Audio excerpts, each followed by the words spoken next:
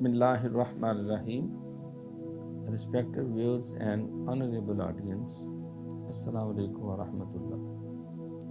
Welcome to the program Muhammad said, Sallallahu alaihi wasallam. May peace and blessings of Allah be upon him.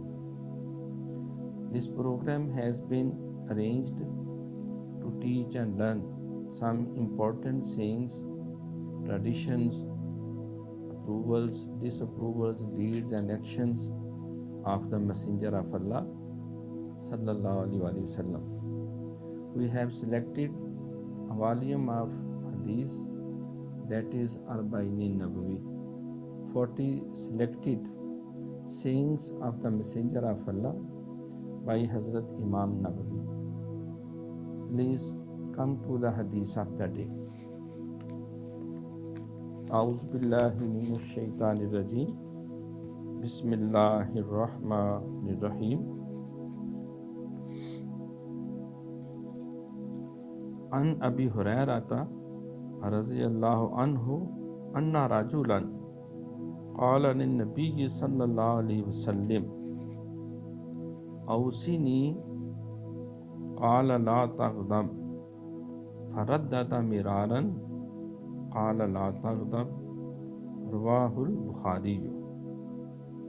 On the authority of Abu Hurayrah, may Allah be pleased with him, a man said to the Prophet, peace and blessings of Allah be upon him, counsel me. So he, peace and blessings of Allah be upon him, said, do not become angry. The man repeated his request for counsel several times, and each time he, peace and blessings of Allah be upon him, said, do not become angry. Al-Bukhari. This is an important saying of the Holy Prophet, and it has a lot of meanings of layers. A lot of layers of meanings, because on many occasions some strangers and some companions of the Holy Prophet may approach him and they would get counsel, the advice, and the Holy Prophet answered them according to nature of their question, and furthermore according to psychology of the people, especially with reference to the questioner. First of all, we will discuss some important words of this hadith. Awsini, please advise me, counsel me, guide me. And the Muhammad sallallahu alaihi wasallam, he said, La taghdab, do not get angry. Faraddada, he repeated this question again and again to get some other counsel, some other pieces of advice, but at every turn, the Messenger of Allah, may peace and blessings of Allah be upon him, he answered, do not get angry. Do not get angry. So, when we look at this point, there were so many other pieces of advice, but Hazrat Muhammad sallallahu alaihi wasallam, he is the Messenger of Allah and the most righteous fellow and the most truthful, Sadiq and Ameen. He was proclaimed, he was well known for his honesty, for his truthfulness, and at one occasion, Hazrat Muhammad sallallahu alaihi wasallam, he said, Utitu Jawamul Kalam, I have been given all sciences of good discussion, good discourse and conversation. And he also made this statement, Ana afassahul Arab, Addabani Rabbi wa ahsana ta'dibi. I am the most eloquent and the most master in making discourse, making discussion, in communicating. And Allah Almighty has taught me this art of oratory, and He has made complete justice to teach me this art of oratory, discussion, discourse, and communication. It has also been declared in the Holy Quran, Ar-Rahman Wallama al-Quran, Rahman, the most merciful, He has taught His messenger the Holy Quran. So, the messenger of Allah, may peace and blessings of Allah be upon him, he would answer to any questioner according to his nature, according to his psychology, according to his need. Because this person was Hazrat Abu Darda, Raziyallahu Ta'ala anhu, may Allah be pleased with him, a companion of the Holy Prophet. His nature was little bit furious. Most of the time he would be in anger. He has angry nature, and he needs advice according to nature of his problem. Because it is said that at one time a person came to the Holy Prophet Sallallahu Alaihi Wasallam and he asked, please let me embrace the Holy Quran, let me embrace Islam, but at this condition I can give up only one bad habit, and you should not direct me to give up all bad habits at one time. The Messenger of Allah, peace be upon him, he said, you must embrace Islam, you must be faithful, you must acknowledge oneness of Allah Almighty and prophethood of Hazrat Muhammad Sallallahu Alaihi Wasallam, and you must make up your mind and make promise with me that you will never tell a lie. Anywho, he embraced Islam, and after that, when he thought about some bad deeds, obnoxious practices, he was conscious. When I will go to the Holy Prophet, he will ask me, have you made this mistake or any sin? And I have promised not to tell a lie. As a result, I have to speak the truth and I will be exposed. So he made psychological treatment of that person, and after 1 week he came to the Prophet and he declared that I have given up all the bad deeds, all the bad habits and manners, only due to one sin, only due to one bad habit of telling a lie. I have given it up. As a result, I have got rid of all the bad actions and deeds. So Hazrat Abu Darda, he had the problem of this psychological issue. So he was again and again told that you should not get angry, la tagda, la tagda. Because when a person gets angry, he is in an angry tune, he may make many mistakes and many other problems. Actually, it is a mental disease. It is a psychological disease. When we look at the spiritual and psychological diseases, there is category of 5 main diseases. One of them is anger. Another is jealousy.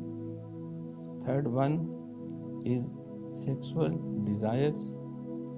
Next one is arrogance, and another is greediness. So in the Holy Quran it has also been pointed out, fi qulubihim maradun fazadahumullahu marada. There were diseases within their hearts, so Allah Almighty increased their diseases because they did not make any treatment of them. That's why it has been said sometimes the non-believers reach that climax of their sins that Allah Almighty says, Summun, Bukmun, Umujun, Fahum La Yarjiun. They become deaf and defective hearing, they become blind, and they become speechless because they did not make treatment of these psychological and spiritual diseases. As a result, they were wretched, they were condemned. ختم الله على قلوبهم وعلى سمعهم وعلى أبصارهم غشاوة ولهم عذاب عظيم. Allah Almighty put the seal on their hearts and on their ears, and as a result they were given great torment. So anger is also a disease. If it is not controlled, if we have no self-control, as a result sometimes there is a brain hemorrhage. The Holy Prophet says when a person gets angry, he should make ablution. If there is excess of anger, a person must leave that place. If this situation is created in the company of family members, he should leave the place, go to some other room. He should change his condition. He should take glass of water. If he is standing, he must sit. And if it is possible, he may take rest. So it means when a person is full of anger, he loses his impulses, he loses control on his mind. That's why it is advised that we must have self-control. So is the case with jealousy. Iyyakum al-hasad, inna al-hasada yakulu hasanat, kama taqulu nar hatab. You must stay away from jealousy. It will eat away all of your good deeds, noble actions, as the fire eats up the wood sticks. So is the case with other spiritual and psychological diseases. And there is excess of greed. Greed is curse. There is excess of arrogance. Pride hath a fall. There is excess of sexual desires. A person becomes slave of his lusts, because at one occasion the Holy Prophet, peace be upon him, said that if you give me guarantee of accurate use of your tongue and accurate use of your private parts, I must give you guarantee of paradise. So anger is not recommended in so many cases, but when there is matter of honor, matter of respect of your religion, matter of dignity, of your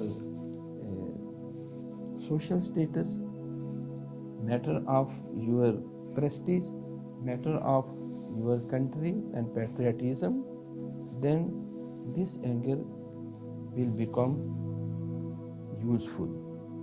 But in most of the matters in our public affairs, Allah Almighty has advised in the Holy Quran, wal kazimin al ghaiz wal afin anin nas wallahu yuhibbul muhsinin. They must drink up, they control their anger, and they forgive the people, and they do moderate things. They become beneficial and betterment for the public, for the people. So according to teachings of Islam and the lifestyle of the Holy Prophet, we must control our impulses. And how we can control them? We should perform the rights of Allah Almighty. We should say our prayers. We should observe fasting. We should pay zakat. We should perform Hajj. We should recite the Holy Quran. We must recite Durood Sharif. And above all, we should keep good company. We should have honest company, the company of the saints, the company of the scholars, the company of the noble fellows, because a man is known by the company he keeps. The Holy Prophet also advised, you must think again and again when you are making friendship with any person. So a pious person, a noble fellow, must be useful and helpful to make your life moderate. So according to this hadith, we should control our anger. We must have self-control on all spiritual and psychological diseases. When we follow the teachings of Quran and Sunnah, eventually as a result, we become moderate. I must pray to Allah Almighty. He must be our sustainer, our supporter, to have self-control and to lead our life according to teachings of Quran and Sunnah. Thanks, so nice of you. See you again, inshallah, with a new saying of the Holy Prophet. Allah Hafiz.